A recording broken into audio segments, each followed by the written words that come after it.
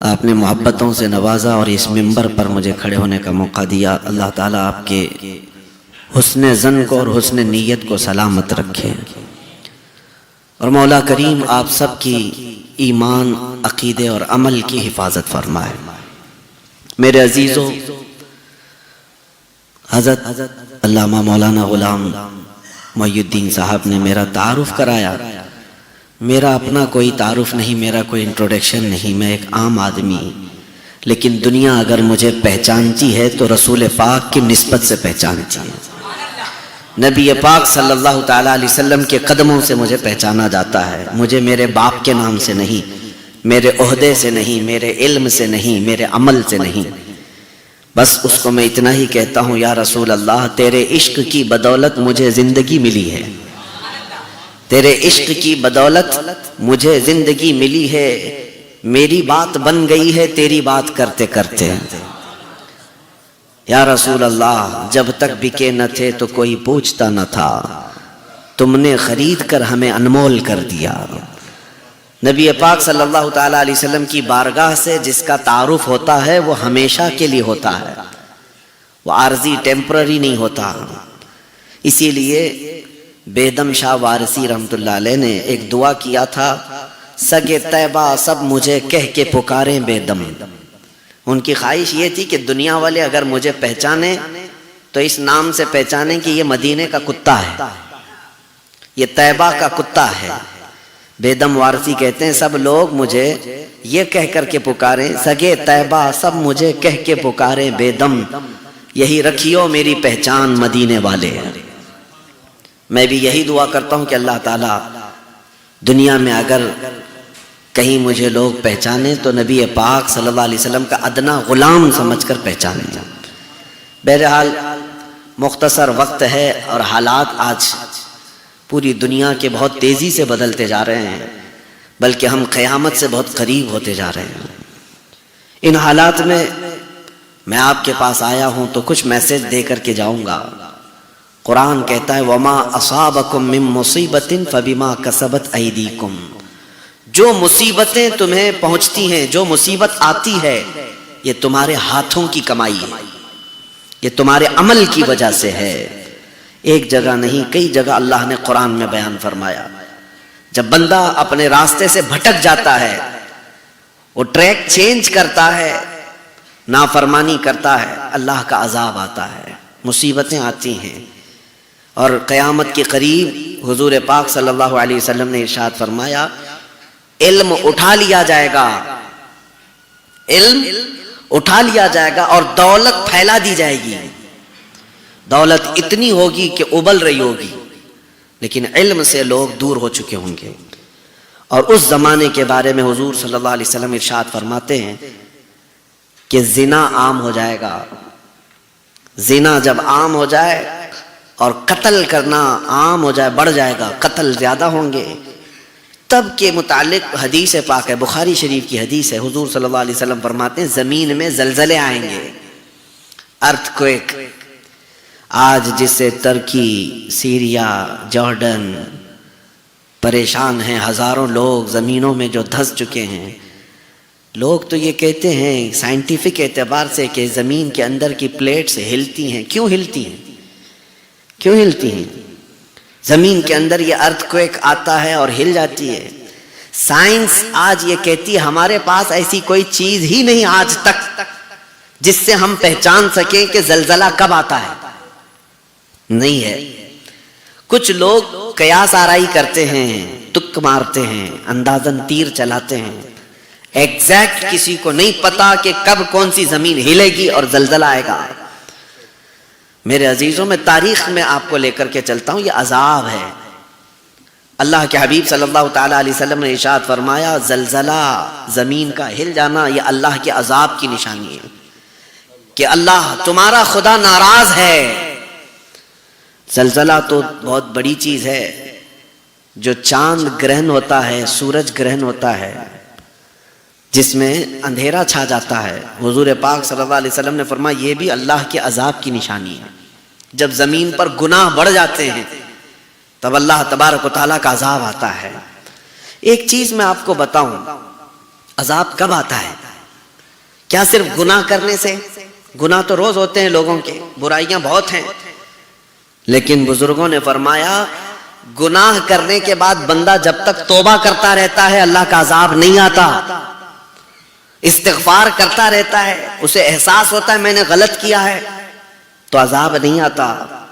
اور جب گناہ کر کے آدمی بھول جاتا ہے اور پھر یہ سمجھتا ہے میں جو کر رہا ہوں اچھا ہی ہے، اللہ کی پکڑ آتی ہے، اللہ کا عذاب آتا ہے۔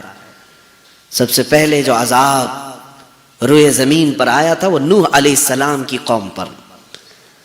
حضرت نوح علیہ السلام بھیجے گئے تھے اسی نافرمان قوم کو سیدھے راستے پر لانے کے لیے۔ قرآن میں ہے قالوا یا نوح قد جادلتنا فاکثرت جدالنا فأتنا بما تعیدنا ان کنت من الصادقین۔ لوگ کہتے تھے، جھگڑا کرتے تھے حضرت نوح علیہ السلام سے کہ آپ ہمیشہ ہمیں ڈراتے ہیں کہ اللہ کا عذاب آئے گا، اللہ کا عذاب آئے گا، لا کے دکھاؤ عذاب کیسا ہوتا ہے۔ نبی کو انہوں نے جھٹلایا، چیلنج کیا کہ لا کے دکھاؤ عذاب کیسا ہوتا ہے۔ تب رب تبارک و تعالیٰ کی بارگاہ میں حضرت نوح علیہ السلام نے عرض کیا رب انی مغلوب فانتصر، اے اللہ اب تو اپنی مدد نازل فرما، میں مغلوب ہو گیا ہوں۔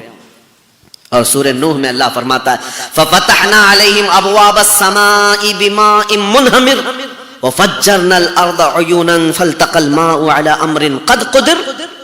اللہ فرماتا ہے ہم نے پورے آسمانوں کے دروازے کھول دیے، زمین کو پھاڑ دیا، پانی اوپر سے بھی برستا تھا نیچے سے بھی نکلتا تھا، اور اتنا پانی کہ پورے زمین کا کوئی پہاڑ بھی باقی نہیں تھا، سب ڈوب چکے تھے۔ یہ پہلا عذاب حضرت نوح علیہ السلام کی قوم پر جو آیا، سوائے نوح علیہ السلام کی کشتی کے کوئی روئے زمین پر باقی نہیں رہا۔ جن کو بڑا غرور تھا کہ عذاب کیسا ہوتا ہے، عذاب کیسا ہوتا ہے، اللہ نے چکھا دیا، اور آج تک وہ عبرت کا نشان بنے ہیں، آج تک تاریخ میں ان کا ذکر ہے۔ دوسری ایک قوم تھی حضرت ہود علیہ السلام کی۔ حضرت ہود علیہ السلام جس قوم کے پاس بھیجے گئے تھے وہ بہت ہی ہیوی لوگ تھے، اونچے قد کے ہوتے تھے، چوڑے ہوتے تھے۔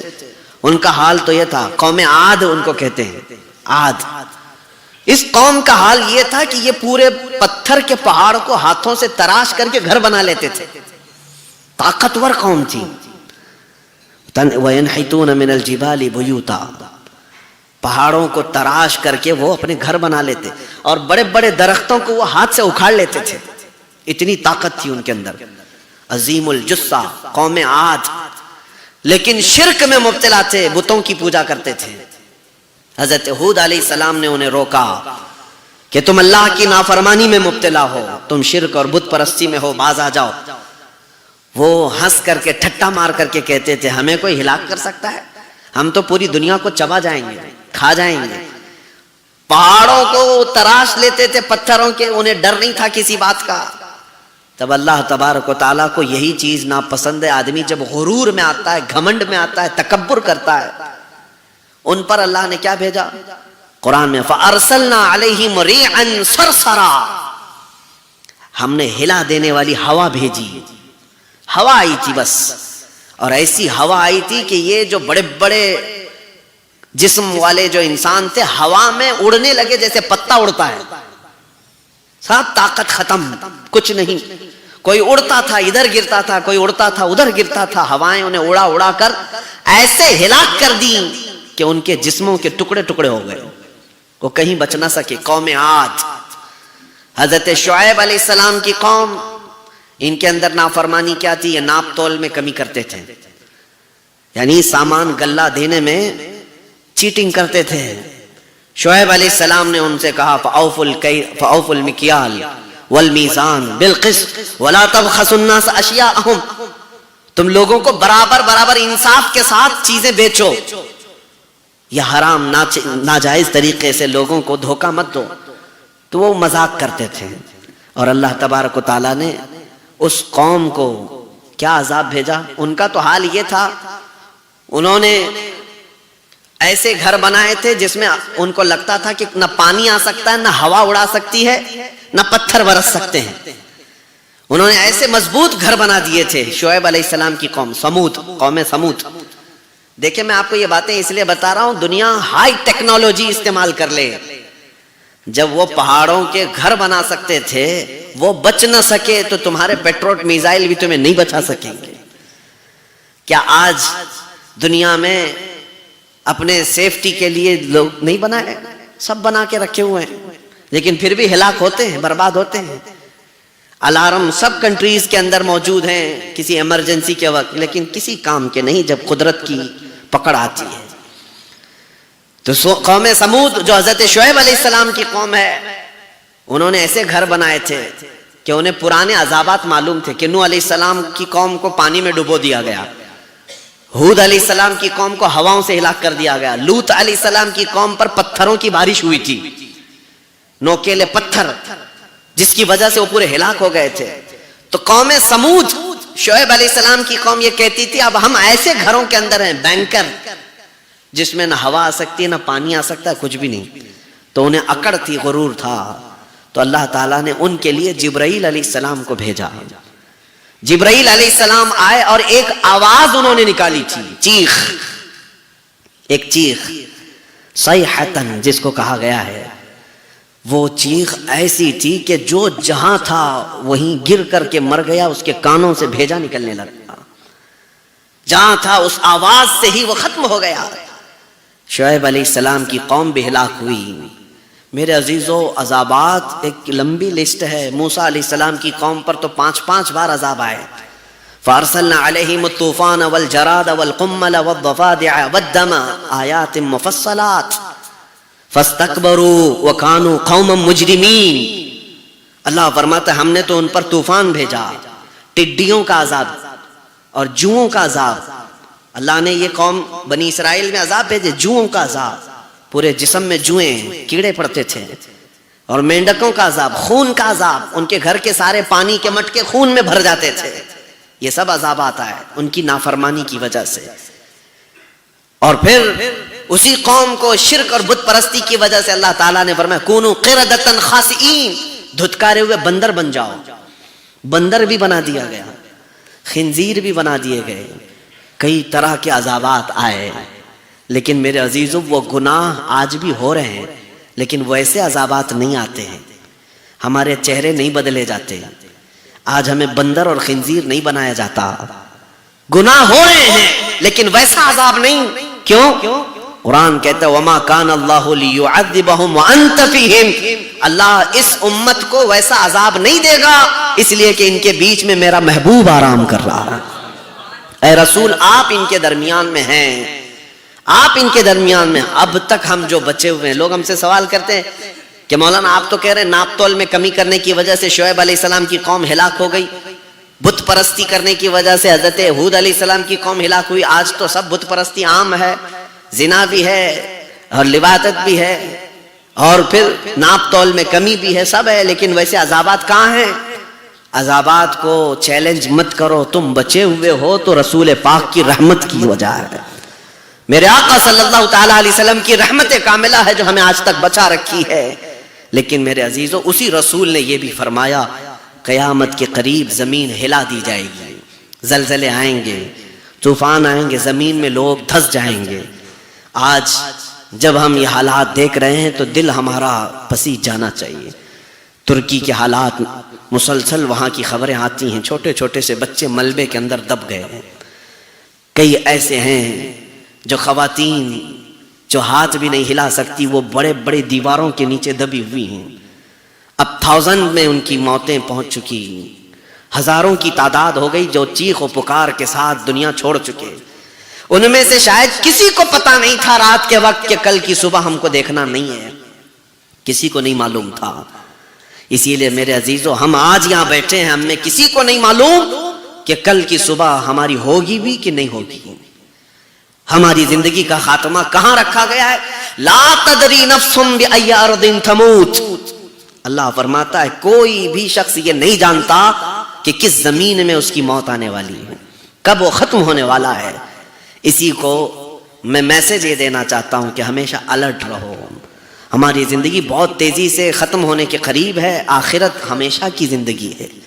یہ دنیا میں اگر تم سارے اپنے سیفٹی کے ساتھ رہ بھی لو تو کب تک جیو گے؟ 80 سال, 90 سال, 100 سال, اس کے بعد کیا ہوگا؟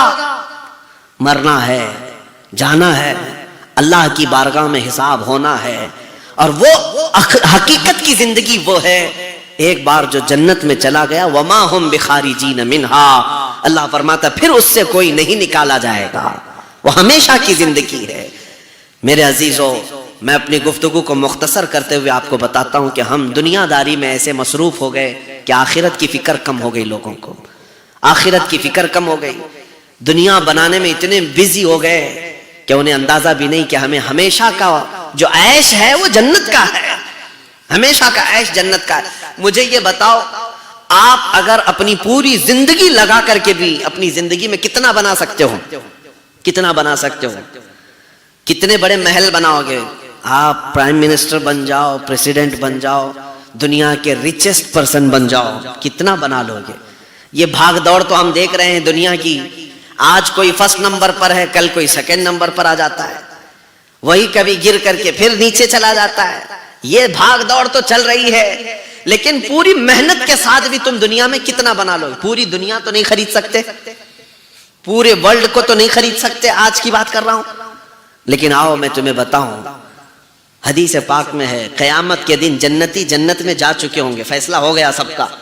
سب سے لاسٹ جو بندہ دوزخ سے نکالا جائے گا اور جنت میں جائے گا, لاسٹ پرسن, آخر میں جانے والا, جب وہ جنت میں جائے گا تو دیکھے گا ساری سیٹس فل ہیں, سب بیٹھے ہوئے ہیں جنتی اپنے اپنے محل میں, اور سب اپنے مسند پر آرام کر رہے ہیں. ان کے اطراف حوریں ہیں, غلمان ہیں, موتیوں کے, چاندی سونے کی اینٹوں سے بنے ہوئے محلات میں وہ آرام کر رہے ہیں. جو لاسٹ جنت میں داخل ہونے والا ہے وہ دیکھ رہا ہوگا ادھر سے ادھر, میری جگہ کہاں ہے, کیا مجھے کچھ جگہ ملے گی بھی یا نہیں. سنو, اللہ تعالیٰ اس بندے سے یہ پوچھتا ہے کہ اے بندے, جو دنیا تو چھوڑ کر کے آیا, یہی ورلڈ, جو دنیا تو چھوڑ کر کے آیا ہے, کیا تو اس بات پر راضی ہے کہ اتنی بڑی دنیا کے برابر کا ایک محل تجھے جنت میں دے دوں, دنیا کے برابر کا ایک محل تجھے دے دوں. سب سے لاسٹ میں آنے والے کے لیے آپشن ہے, سب سے لاسٹ میں. تو وہ بندہ کہتا ہے کہ اے اللہ, کیا مجھے اتنا بڑا محل مل سکتا ہے؟ رب تعالیٰ فرماتا ہے میری جنت اس سے بھی بڑی ہے. پھر رب تعالیٰ فرماتا ہے اے بندے, کیا تو اس بات سے راضی ہے کہ جو دنیا تو چھوڑ کر کے آیا ہے اس دنیا کا ڈبل سائز کا تجھے محل دے دوں؟ وہ اور خوش ہوتا ہے, کہتا ہے کیا اتنی بڑی جنت ہے؟ اللہ فرماتا ہے اس سے بھی بڑی ہے میری جنت. پھر رب تعالیٰ فرماتا ہے کیا اس دنیا کے برابر 3 گنا بڑا محل تجھے دے دوں؟ اب تو وہ خوشیوں میں رقص کرتا ہے. اب میں آپ کو بتاؤں, اللہ کریم حکم دیتا ہے فرشتوں کو, جو دنیا یہ چھوڑ کر کے آیا اس دنیا کے 3 گنا بڑا اس کو محل جنت میں دیا جائے. جو سب سے لاسٹ جنت میں گیا اس کا یہ حال ہے, جو پہلے جا چکے ہوں گے ان کو کیا ملا ہوگا. جنت کی نعمتیں حقیقی نعمت ہے. اسی لیے میں کہہ رہا ہوں, تم ناک زمین پر رگڑ رگڑ کر کے بھی اگر کما لیے تو پوری دنیا تو نہیں لے سکتے. اصل ہمیں جو ملنا ہے وہ جنت میں ملنا, ہماری آخرت حقیقت ہے, ہمیں آخرت میں جو ملنا ہے وہ اصل ہے. اس لیے اعلیٰ حضرت فاضل بریلوی رضی اللہ تعالیٰ عنہ فرماتے ہیں کہ یہ دنیا کا حال یہ ہے, شہد دکھائے زہر پلائے, شہد دکھائے زہر پلائے, قاتل ڈائن شوہر کش, اس مردار پہ کیا للچائے, دنیا دیکھی بھالی ہے. جو اس سے دل لگایا وہ اسی میں رہ گیا. مولانا جلال الدین رومی رحمۃ اللہ علیہ لکھتے ہیں مثنوی میں, مثنوی شریف میں لکھتے ہیں کہ ایک شہد کا قطرہ, شہد جانتے نا ہنی, گرا ہوا تھا زمین پر, ایک چونٹی آئی اس کو چکھنے کے لیے, سائیڈ سے کنارے سے تھوڑا سا چکھا اور جانے لگی, پیٹ نہیں بھرا, واپس آئی. لالچ ہے چونٹی کے اندر میٹھے کے لیے, میٹھا جہاں بھی ہوگا چونٹی آ جاتی ہے. پھر دوسری طرف سے آئی, وہاں سے تھوڑا چکھی, پھر گئی, پھر آئی تیسری طرف, پھر آئی چوتھی طرف, سائیڈ سے شہد کے قطرے کو وہ چکتی رہی, ٹیسٹ کرتی رہی. پھر دل میں یہ خیال آیا کہ شہد کے بیچ والے حصے میں کتنی مٹھاس ہوگی, میں تو سائیڈ سائیڈ سے لے رہی ہوں, اوپر جا کر کے دیکھتے ہیں تو شہد کے اس قطرے کے اندر گم ہوتا ہے نا, چپکتا ہے. تو چونٹی اوپر سے ٹیسٹ کرنے کے لیے چڑھ گئی, پورے ہاتھ پیر اس میں چپک گئے اور اس کا منہ بھی چپک گیا. مولانا جلال الدین رومی فرماتے ہیں وہ چونٹی شہد کے لیے اوپر تو گئی لیکن اس کی موت ہو گئی، وہاں سے نکل نہ سکی۔ فرماتے ہیں یہی حال دنیا والے کا ہے، کبھی وہ سوچتا ہے تھوڑا مال یہاں سے لے لو، تھوڑا مال یہاں سے لے لو، لیتا لیتا لیتا پھر وہ سوچتا ہے بڑے بڑے لوگ جو بنگلوں میں فخر کرتے ہیں وہاں کیسا ٹیسٹ ہوگا، وہاں جا کے دیکھتا ہوں۔ تو دنیا میں بڑھتا جاتا ہے اور یہ دنیا اسے ایسا گھیر لیتی ہے، موت آ جاتی ہے، توبہ کی توفیق نہیں ملتی، توبہ کی مہلت بھی نہیں ملتی، وقت بھی نہیں ملتا۔ اس لیے میرے عزیزو، اس دنیا کو اعلیٰ حضرت نے سچ فرمایا، شہد دکھائے زہر پلائے، حقیقی زندگی میرے مصطفیٰ کے قدموں میں ہے۔ نبی پاک صلی اللہ تعالیٰ علیہ وسلم کی غلامی میں جو لطف ہے وہ کسی زندگی میں نہیں ہے۔ دیکھو بلال حبشی سب چھوڑ کر کے آئے اور مکہ والے انہیں مارتے بھی تھے، گھسیٹتے بھی تھے، لیکن میرے مصطفیٰ کی غلامی میں جب آئے مقام کیا ملا؟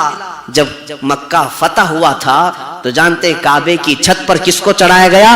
بلال حبشی کو چڑھایا گیا، تاکہ دنیا کو یہ بتایا جائے کہ جو رسول کا غلام ہوتا ہے وہ کعبے کے اوپر بھی پہنچ جاتا ہے، اس کے قدم خانے کعبہ کے اوپر ہے۔ اسی لیے ہم نے یہی سب دیکھا ہے زندگی میں، جو حضور کی مصطفیٰ کریم صلی اللہ علیہ وسلم کی وفا کرتا ہے وہ ذرہ ہو تو اللہ اسے تارا بنا دیتا ہے، وہ اگر قطرہ ہے تو اللہ اسے سمندر بنا دیتا ہے۔ آئیں ہم اللہ کریم کی بارگاہ میں توبہ و استغفار کرتے ہیں، مولا ہم سب کو گناہوں سے توبہ کی توفیق عطا کرے اور عذابات سے اللہ ہماری حفاظت فرمائے۔ جو ہولناک عذابات آئے اور جو ترکی، سیریا، جارڈن وغیرہ کے غریب مسلمان یا جس طرح بھی لوگ جوجھ رہے، مولا ان پر رحم کرم فرما دے۔ اے اللہ ان کو جو انتقال کر چکے ان کی بے حساب مغفرت فرما دے، اور جو آج زخمی ہیں اللہ انہیں شفا عطا فرما دے، اور پوری دنیا کے مسلمانوں کو مولا تو اپنے رحم و کرم میں جگہ عطا فرما۔